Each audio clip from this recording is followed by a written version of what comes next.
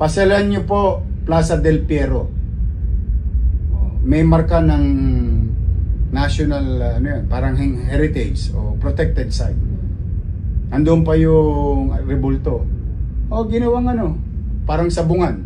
Diyan sa District 2. O sino nagpagawa? O tingnan nyo yung nakapangalan doon, kahit burahin pa nila. Nakapangalan yung pangalan ng congressman. Kala ko nga, Plaza Valeriano na yun eh. Ay, oo. Plaza del Piero yun eh. Ibang klase talaga. Ibang uri itong mga to. Oo, totoo lang. Kung makapag-imbestiga kayo ng ibang tao, yung sarili nyo, ayaw nyo imbestigahan. Di ba? At saka kalaunan, malalaman ng tao. Yung mga pabahay natin, ako, Diyos ko, iniimbestigahan na rin naman ng gobyerno.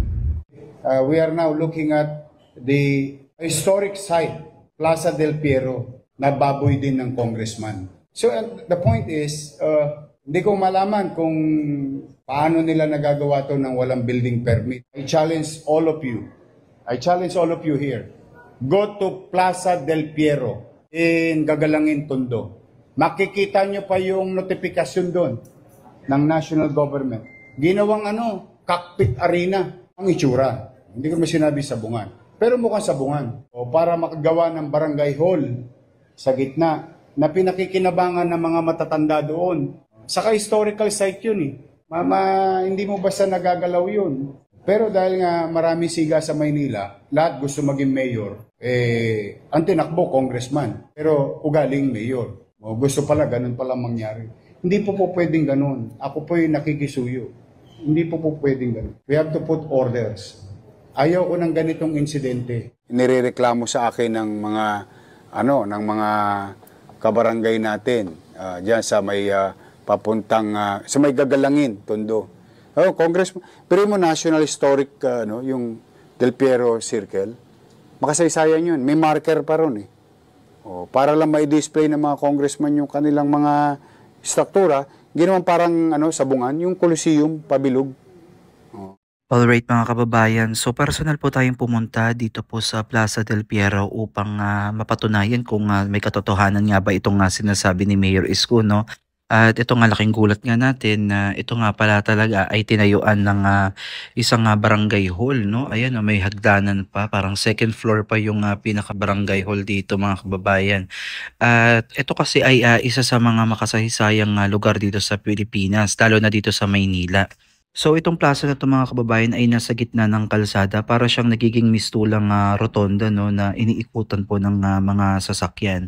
So ang masaklap kasi dito mga kababayan ay isa ito sa mga national historical places ng ating bansa, especially dito nga sa Maynila, na kung saan ay na-bypass po, no.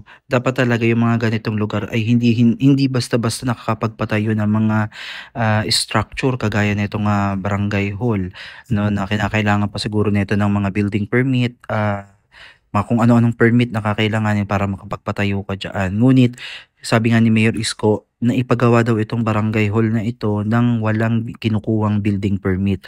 So ayan po ay nangyari nung nakaraang pang-administrasyon, kasi nung nakaraang administrasyon naman, yung unang termino ni Mayor Isko ay hindi naman po ito nagkaroon ng issue, no. So wala naman siya na-mention na ganito, kasi nga nung unang termino niya, ang talagang priority niya ng mga panahon na yon, bukod nga sa peace and security ng ating bansa, ay itong mga obstruction sa ating mga sidewalk, sa mga kalsada. So nilinis niya lahat yan, pati yung sa mabuhay lane, at as in talaga yung mga kalsada, yung mga naglahong kalsada ay napalitaw ni Mayor Isko dahil po sa kanyang talagang dedikasyon, no. So kapansin-pansin nga mga kababayan na natakpan na nga po itong historical marker ng plaza na ito, at ito po yung kinasasama ng loob ni Mayor Isko dahil nga po itong plaza na ito na dapat po ay open lang, no, at binibigyan ng pagpapahalaga at pagpupugay dahil nga po sa nakaraang naging contribution nito para sa ating lungsod, ganito po na nababoy, no. So maaari naman tayo magpagawa ng mga gusali na maaaring magamit din, kasi kung ang katwiran ay ang itong barangay hall ay para mailapit sa taong bayan, sa mga residente diyan, Hindi naman masama yung intention 'no, pero yung, ganito na ipatayo sa isang, historical place dito lalo na dito sa Plaza del Piero ay ibang usapan na po 'yan 'no. So maaaring magpatayo ng, isang barangay hall basta nasa tamang lugar, kumuha ng, mga dapat na permit at, 'yan yung dapat, susundin po natin at hindi yung, gagawa tayo ng sarili nating, batas. So sinasabi nga natin 'di ba, no one is above the law. At ito nga po yung, kinagagalit ni Mayor Isko. So ang malaking tanong dito mga kababayan, paano nakalusot itong, pagpapagawa ng barangay hall dito sa nakaraang administrasyon 'no? Hindi ba na-question ng nakaraang administrasyon na hindi ito po pwede 'no, at paano nakapagpatayo ng walang building permit.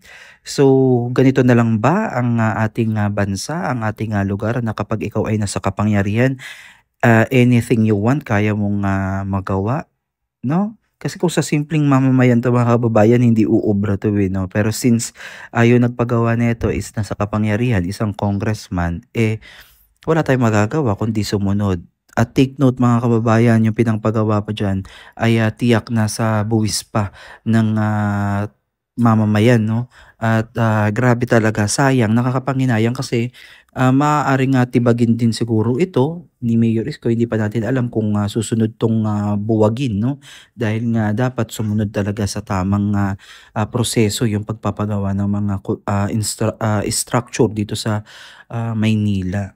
So, ayan, parang ngang mukhang ano siya, mukhang, sabungan ang, kinalabasan dahil yung itsura po nung, bubong ay, parang isang coliseum 'no. Maganda, maganda yung, itsura niya kung sa iba itinayo ito at nakakapanghinayang talaga mga kababayan kung ito ay, titibagin. Pero one thing for sure siyempre ikaw ay lumabag sa batas, so talagang asahan na po natin 'yan. Kung ang four-story building nga, eh, natibag, nawasak ni Mayor Isko, eh, how much more ito pa kaya. Buti na lang ito mga bakal pa 'to, so puwede pang magamit 'to sa ibang mga bagay just in case na tanggalin ito 'no.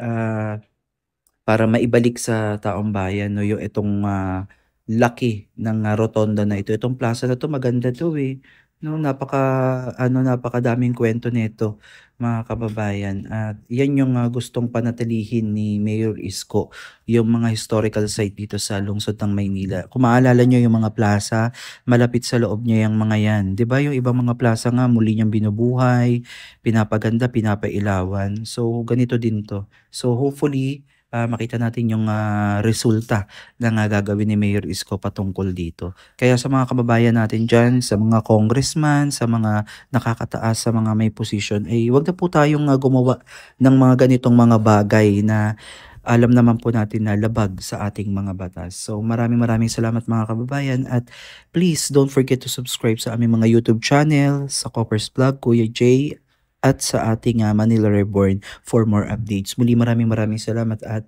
God bless po sa inyong lahat.